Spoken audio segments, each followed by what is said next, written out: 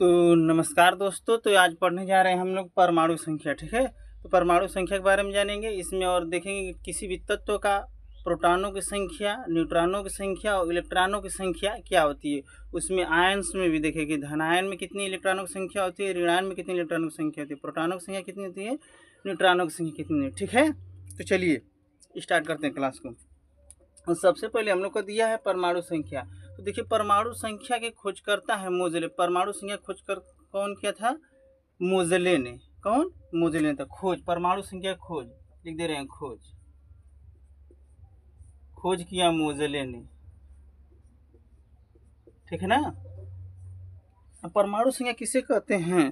तो देखिए परमाणु संख्या किसी परमाणु के नाभिक में उपस्थित प्रोटॉनों की संख्या ही परमाणु संख्या कहलाती है। कहने का मतलब कि हम लोग का परमाणु हो गया। ठीक है, आइए हम परमाणु की नाभिक तो बताए थे कि इसमें प्रोटॉन और न्यूट्रॉन स्थित होते हैं। प्रोटॉन और न्यूट्रॉन दोनों स्थित होते हैं। तो जितने प्रोटॉन परमाणु के नाभिक में है वही क्या कहलाएगा? हम लोग प्रोटॉनों की संख्या। तो चलो लिख दे रहे हैं इसको भी। तो लिख देंगे किसी परमाणु के नाभिक में, किसी परमाणु के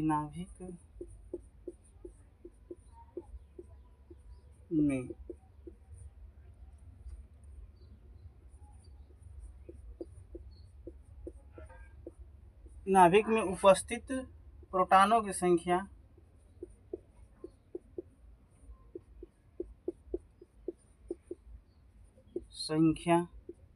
परमाणु संख्या कहलाती है।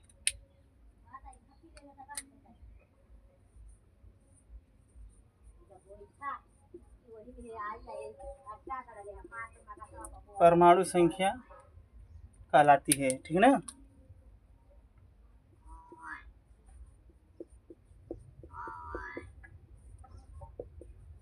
मतलब जो जेड है, देखिए परमाणु संख्या को जेड से प्रस्तुत करते लिखे ना, इसे जेड से प्रस्तुत करते, प्रतीक क्या है? जेड। तो यानी कहने का मतलब है कि परमाणु प्रोटॉनों की संख्या बराबर क्या होती है? परमाणु संख्या। ठीक है, क्या है? प्रोटॉनों की संख्या, प्रोटॉनों की संख्या। और जेड का हो गया हम लोग का परमाणु संख्या, परमाणु संख्या। ठीक है, चलिए तो इतना समझ में आ गया होगा परमाणु संख्या के बारे में। खोजकर्ता हो गया मोज़ेले और इसके नाभिक में जो उपस्थित रहेंगे प्रोटॉनों की संख्या उसी क्या कह देंगे हम लोग? परमाणु संख्या। ठीक है, तो चलिए इसको उतार ले, फिर मिटा दे रहे हैं।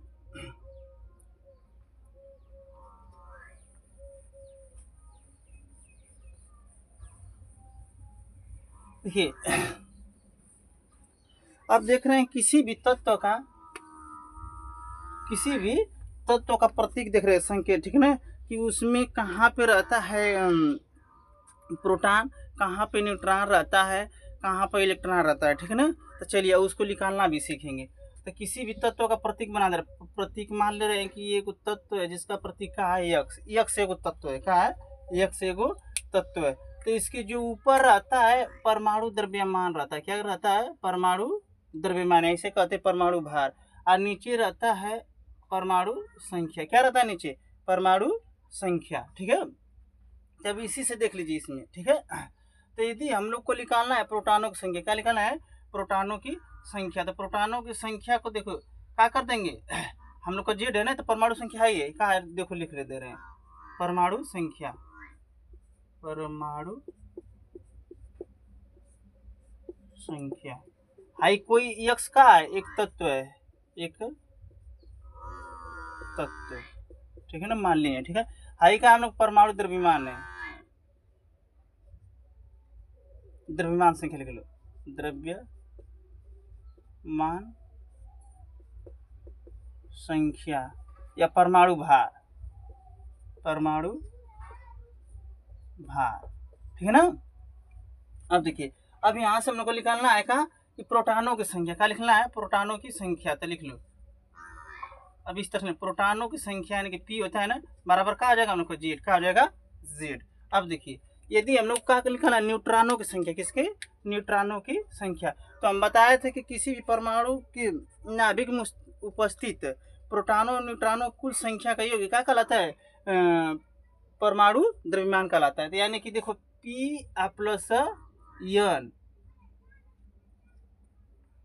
पी प्लस एन बराबर क्या होता है हम लोग को, यानी कि दोनों के योग के, न्यूट्रॉन और प्रोटॉन के योग को क्या कहते हैं?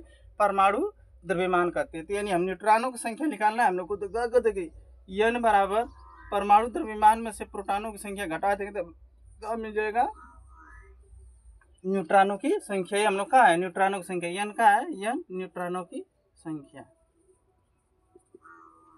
न्यूट्रॉनों की संख्या। ठीक है, देखिए अब P की जगह पर मतलब जेड भी रख सकते हैं, या कर दे रहे हैं, या एन बराबर ए माइनस जेड एन परमाणु संख्या, न्यूट्रॉनों की संख्या बराबर क्या आ जाएगा? परमाणु द्रव्यमान माइनस न्यूट्रॉनों की संख्या।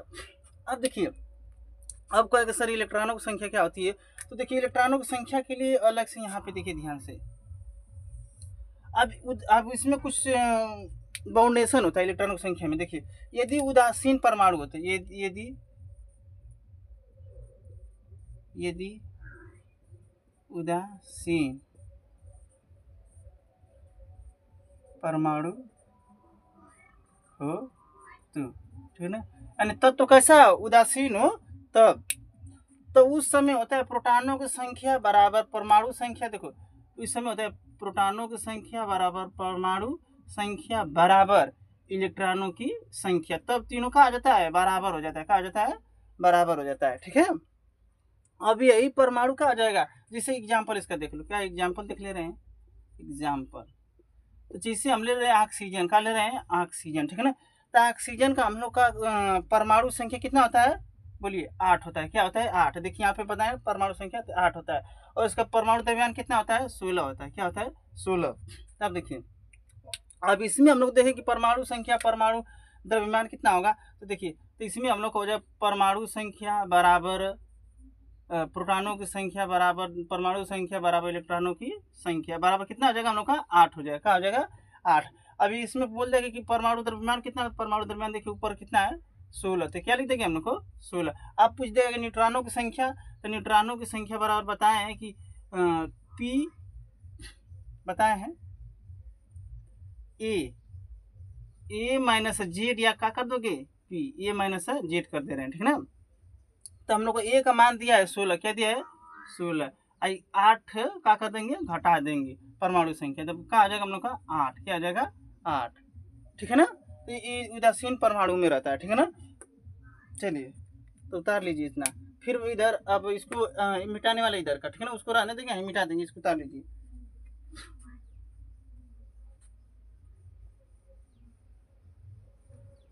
इसको उतार ले, मिटाने जा रहे हैं।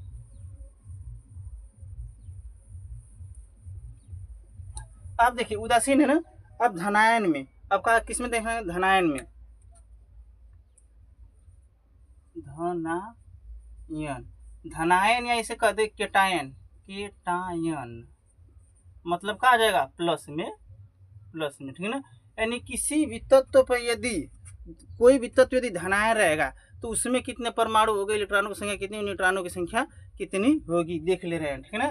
तो अब देख ले रहे हैं, इसी ऑक्सीजन को ले रहे हैं, तो क्या हो जाएगा हम लोग का कि चलो ऑक्सीजन बना दे रहे थे, ठीक है ना। ऑक्सीजन 8 है, ठीक है ना। इसमें देखिए, चलिए ठीक है, इसमें क्या होता है ना कि इलेक्ट्रॉनों की संख्या कम हो जाती है, जितने धनायन रहते हैं उसको क्या कर देते हैं? घटा देते हैं परमाणु संख्या में से, हम लोग क्या मिल जाता है? इलेक्ट्रॉनों की संख्या। इसमें इलेक्ट्रॉनों की संख्या ज्ञात करते समय क्या करते हैं कि जो धनायन रहता है उसको जितने धनायन रहेगा उसे घटा देते हैं। जैसे हम लोग का ऑक्सीजन हो गया, ठीक है ना, यहाँ पे ऑक्सीजन, इसमें क्या आ जाएगा? 16, ठीक है ना। इसमें क्या है? 16 इसका परमाणु द्रव्यमान है। अब हमको पता है इसमें कर दे रहे हैं कितना? एक धनायन। क्या हो जाएगा? एक धनायन। तो इसमें देख ले रहे हैं कि हम लोग प्रोटॉनों की संख्या न्यूट्रॉनों की संख्या होगी सबकी। देखिए तो इसमें हम लोग का हो जाता है प्रोटॉन, ठीक है ना, फिर बराबर परमाणु संख्या कितना आ जाएगा? 8। क्या हो जाएगा? 8। यदि आप हम पूछ दे कि नहीं इलेक्ट्रॉनों की संख्या कितनी होती है, इसमें क्या होता है ना, जितने धनायन रहते हैं, ठीक है ना, तो इलेक्ट्रॉनों की संख्या बराबर कर देंगे प्रोटॉनों की संख्या, प्रोटॉनों की संख्या धनायन में, ठीक है ना, धनायन में आप लिख लिया, प्रोटॉनों की संख्या माइनस धनायन, धनायन या केटायन कर दोगे, क्या कर दोगे, केटायन, ठीक है ना। यही होता है इलेक्ट्रॉनों की संख्या, ठीक है ना, किसी भी धनायन में। तो देख ले रहे हैं प्रोटॉनों की संख्या हम लोग का 8 है, क्या है 8, और कितने धनायन है इस पर, एक चार्ज है, क्या है एक, तो एक लिख देते, यहाँ पे इलेक्ट्रॉनों की संख्या कितनी है 7, क्या हो जाएगा 7, ठीक है। यदि यहीं पे क्या हो जाएगा हम लोग का, यदि यहाँ पे देख ले रहे हैं, यदि 8 दूसरा देख ले रहे हैं ओ 16, यहाँ पे क्या आ जाएगा 2 धनायन हो जाए, क्या आ जाए 2 धनायन, तो इलेक्ट्रॉनों की संख्या बराबर क्या आ जाएगा हम लोग को, हो जाएगा, तो लिख देंगे 8 - 2 बराबर 6, क्या आ जाएगा 6, इलेक्ट्रॉनों की संख्या होगा, ये हम लोग का आंसर हो जाएगा, ठीक है ना। चलिए इसको उतार लीजिए इधर, पूरा उतार लीजिए इधर, इधर अब इसको रहने दे रहे, इधर का मिटा दे रहे हैं, ठीक है।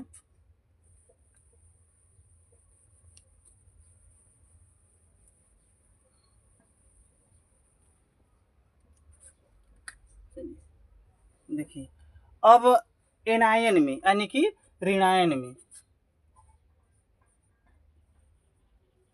ऋणायन में मतलब कोई तत्व रहे वो क्या रहे, ऋणायन रहे, या इसे कहते हैं एनायन, क्या कहते हैं एनायन, एनायन का मतलब उस पर क्या रहे माइनस चार्ज रहे, क्या रहे माइनस चार्ज रहे, ठीक है ना।